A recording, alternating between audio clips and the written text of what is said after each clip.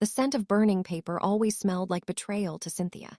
In her first life, she was the quiet engine behind the House of Vance's meteoric rise.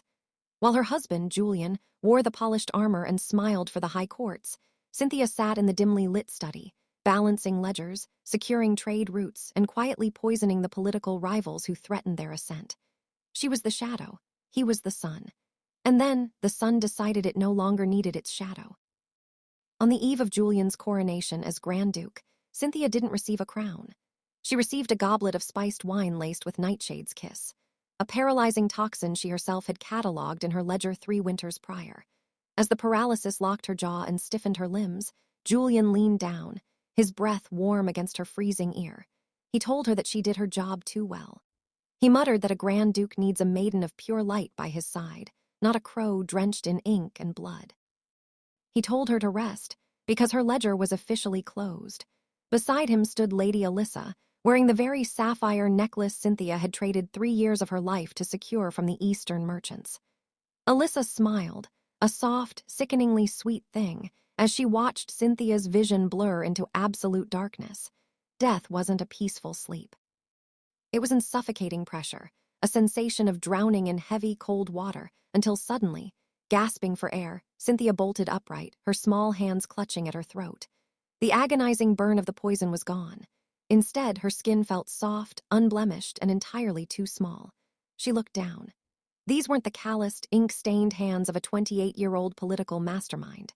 These were the smooth, delicate hands of a 14-year-old girl. She turned her head sharply, taking in the room. The heavy velvet curtains, the faint scent of dried lavender, the silver-framed mirror on the vanity.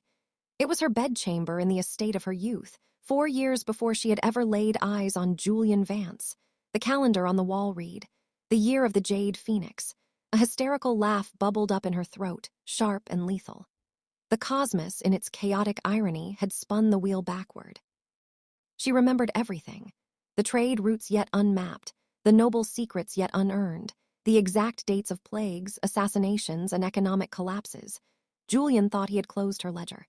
He didn't realize she was about to rewrite the entire book #act II, spinning the spider's web approx. 6 minutes, Cynthia did not waste a single day mourning her past or celebrating her youth. Revenge, she knew, was a dish best served as a cold, calculated structural collapse. At 14, her father viewed her as a political pawn to be married off to the highest bidder. To change her destiny, she needed leverage. Using her knowledge of the future, Cynthia secretly drafted an anonymous letter to the Emperor's master of intelligence. In it, she detailed a treasonous plot by a faction of northern lords, a plot that wouldn't actually execute for another 6 months. She included names, dates, and the exact location of the smuggled weapons hidden in the salt mines of Oakhaven. When the Imperial Guards raided the mines and found exactly what the letter predicted, Cynthia's anonymous persona, the Kronos Crow, became the most valuable oracle in the Empire.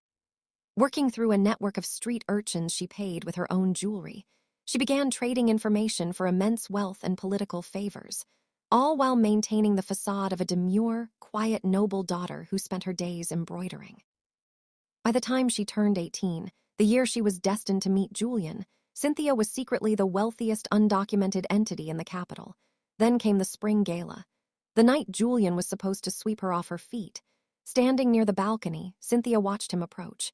He looked exactly as he had in her memories. Golden hair, eyes like a clear summer sky, and a smile designed to disarm.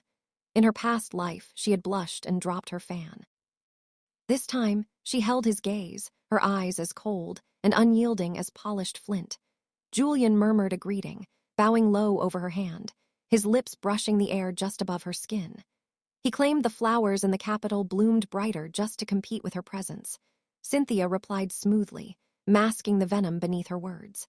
She told him not to waste his breath on small talk when the Southern iron trade was currently slipping through his family's fingers. Julian froze, his smile faltering for a fraction of a second. The Southern iron crisis wouldn't be public knowledge for another 3 days. Her family's house was supposed to be clueless about commerce. He noted that she was exceptionally well-informed, his eyes narrowing with a dangerous spark of curiosity. Cynthia took a slow sip of her wine, checking it instinctively, out of old habit, for the scent of nightshade. She informed him that she was a woman who appreciated structure, and she happened to know exactly what his house needed to survive the winter.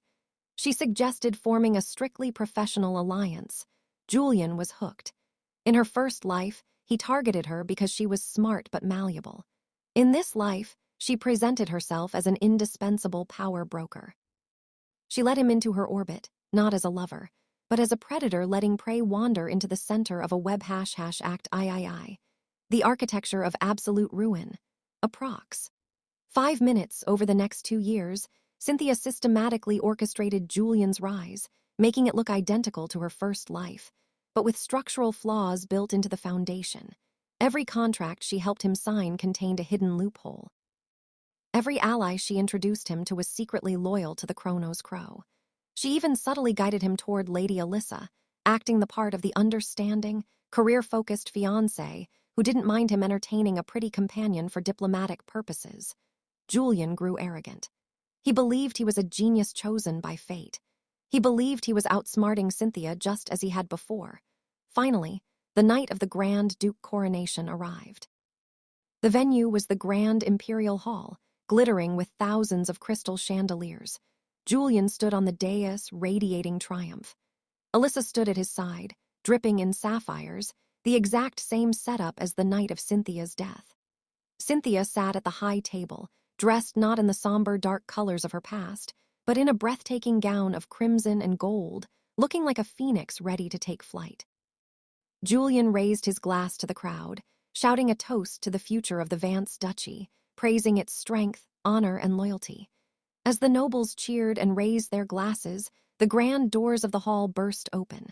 A detachment of the Emperor's High Inquisitors marched in, their black armor clanking heavily against the marble floor. At the lead was the Grand Inquisitor himself, holding a thick, leather-bound book, Cynthia's old ledger. The Inquisitor bellowed for Julian Vance, announcing his immediate arrest by order of the Emperor for high treason, the illegal smuggling of imperial iron, and the orchestrated assassination of 3 imperial ministers. Julian's face drained of all color. He protested loudly, calling the charges absurd and demanding to know who dared accuse a Grand Duke with such baseless lies. Cynthia stood up from her table, walking gracefully down the steps. She didn't look like a victim. She looked like the judge. She told him directly that it was no lie. She explained to the room that every trade route used to smuggle iron was registered under his personal seal. Every bribe paid to those ministers was drawn from an account she opened for him, and the ledger held by the Inquisitor contained his very own signature on the bill of sale for the poison. Julian stared at her, his eyes wide with a horrific realization. He looked at Alyssa, then back to Cynthia. The trap hadn't just sprung tonight. It had been built piece by piece over 6 years. He stammered out a desperate question, asking why she would ruin him when he claimed to love her. Cynthia walked up to him, stopping just inches away, completely unfazed by the guards drawing their swords around him. She leaned in, replicating the exact posture he had assumed over her dying body in another lifetime. She whispered directly into his ear, repeating his old words. She reminded him that a Grand Duke needs a maiden of pure light, but he had forgotten that she was the crow drenched in ink and blood. She whispered for him to rest because his ledger was closed. As Julian was dragged screaming from the hall, stripped of his titles, his wealth, and his future, Alyssa threw herself at Cynthia's feet, begging for mercy. Cynthia didn't even look down at her. She simply stepped over the sobbing woman, picked up a fresh glass of wine from a passing waiter, and raised it to the crowd. The shadow had stepped into the light, and the sun would never rise on the House of Vance again.